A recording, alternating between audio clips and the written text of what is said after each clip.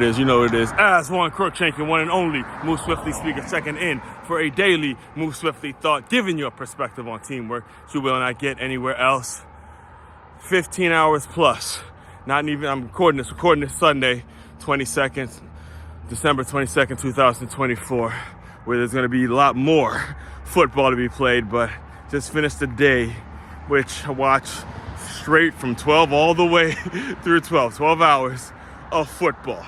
College, NFL, pros. I'll dive more into this, dive more into my takeaway and a lot of the lessons that you can peel back from it as a business owner. Tomorrow's live show will probably be the last live stream I do for the year because there's a lot of things I got to get to these next couple weeks, and then we'll pick it back up in January. But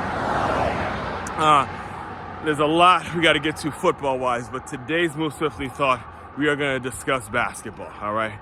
Basketball, because at the end of the day, still am from the DMV, born and raised in the DMV. And when you're born and raised in the DMV, particularly when you're into sports, when you're in athletics, basketball is going to be a part of your development, right? Basketball is going to be a part of what you're all about. We run it when it comes to basketball, producing basketball powerhouses, producing basketball players. I will go against anybody. Care what you say about Philly and New York. The DMV is it when you're talking basketball. And currently recording this as the NBA season is now starting to pick up some steam, and as football's coming to an end, basketball has got to take over viewership. And the reports have been that the viewership numbers, the ratings, are not moving in the right direction. Even though they tried the in-season tournament, I'm not even going to attempt to explain to you what the All-Star game, what they're trying to do with the All-Star game, because I myself don't understand exactly what the hell they do. What the hell they doing when it comes to this new all-star format. In fact, I think I saw a quote from Kevin Durant where it's like, what the hell? It just makes no sense, because now you're gonna have a tournament for the all-star game and all this. But the clip that has gone viral when the question was posed to the face of basketball, LeBron James, he said there's a lot of people shooting a lot of effing threes. In some way, he was basically saying the reason, obviously, if you take him out of context or if you take him in full context, he was basically saying he can't give, because I guess they were playing Sacramento, but he can't give you the full conversation right now. But at some point, it's a deeper conversation about the way the game is being played, the structure of the game, and why the viewership numbers are so low and all that kind of stuff. So today I'm going to give you my take. Again, a person born and raised, the DMV was absolutely horrible at basketball, was trash at basketball. So from day one, I've always just been a spectator of it, which, I'm learning as I grow up, actually helped me in business more than I thought it actually would, more than I actually thought it would or even paid attention to, because I was more so the spectator and the consumer of a lot of basketball, never the actual player. So I'm a Miami Heat fan, but that's just primarily because of D. Wade. But I don't really have a dog in the fight when it comes to basketball. Again, as the team that's a diehard fan of the Miami Heat, only because of the big three and, because I was a D-Wade fan, I liked Iverson. I really just rooted for players, to be honest with you, when it comes to basketball, right? So anyway, I'll tell you the reason that I've been turned off from the sport. I've been turned off from the sport for a couple years now. It's just gotten worse and worse and worse over the years. And it's really just been two reasons. It can be, and the threes, I guess LeBron sort of has a point when he mentions, hey, a lot of guys are shooting threes and people aren't playing defense. Even if you watch the finals last year, the Celtics were jacking up threes like it was nobody's business, right? So, ever since Steph Curry, it's like you live by the three, die by the three, all that kind of stuff. So I get that point. And that is a valid point. However, J.J. Redick also said, hey, when you're shooting a lot of threes, that's also opening up the spacing in the paint and all that kind of stuff. But here's the real reason. Here's the real reason why the NBA, in my opinion, is losing its flavor and losing a lot of viewers. Number one, people are getting away from cable, and they're really just watching what they want. We're moving in a direction where they're watching what people get the option of what people get the option to watch what they want. All right. Next thing, and basically the two biggest things is the flopping in the NBA and the load management nonsense. All right. So here's the thing about flopping, and a lot of people probably don't realize this, but flopping has been around for a very, very long time. All right.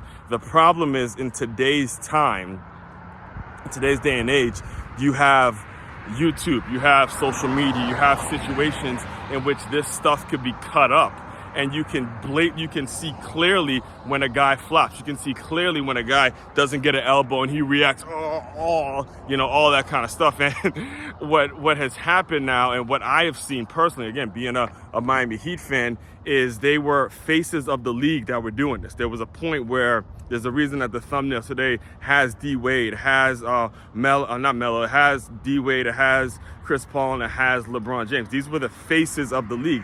These were the guys who were supposedly the stewards of the league, the ones that everybody came to see, everybody in the arena came to see. And when it starts getting cut up and the film is out, and you see these guys flopping and crying for fouls, it just turns off. I'm just speaking from my perspective, especially people who are really into football, the football fans. It just turns off people from the game, because it's like, bro, that is just weak.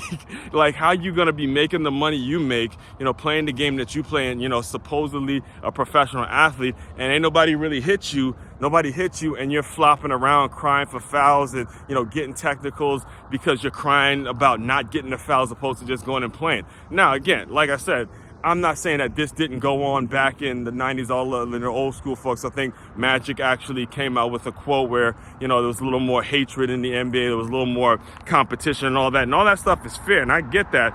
But when it gets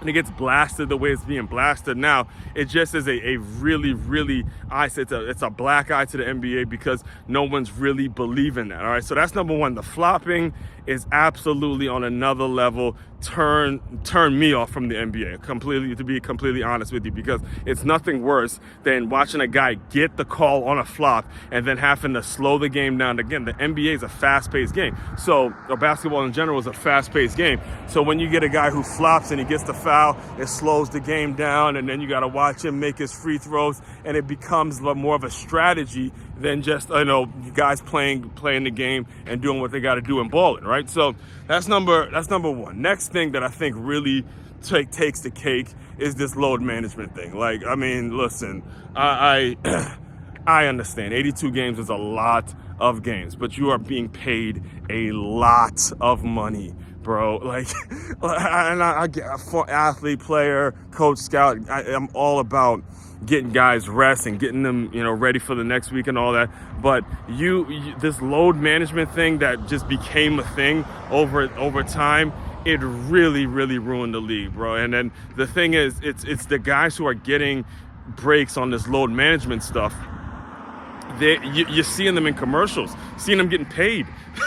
That's the thing. Like, as you grow up, you see guys who are getting paid incredibly handsome, incredibly well. I mean, enough to generational wealth type money that they're getting paid. And these are kids who really haven't done much yet, really haven't established themselves yet. Now, again, great basketball players. I'm not taking away from what they may have gone through in the home, but at the same time, you're paid to play the game of basketball, and for you to tell the fans or the public, oh, well, this guy's not playing, especially when you're talking about your stars, and to tell these people, to tell your fan base that are paying hand over, giving you their hard-earned money to come watch you play, when you tell them, oh, I'm not playing my guy because of load management, I don't want him to get hurt. I mean, that's just taking advantage of a system, and that's just what gets talked about. Now, do I think the talent in the NBA is at an all-time high? Absolutely. Do I think that the kids are a whole lot more talented now than they ever were? Absolutely.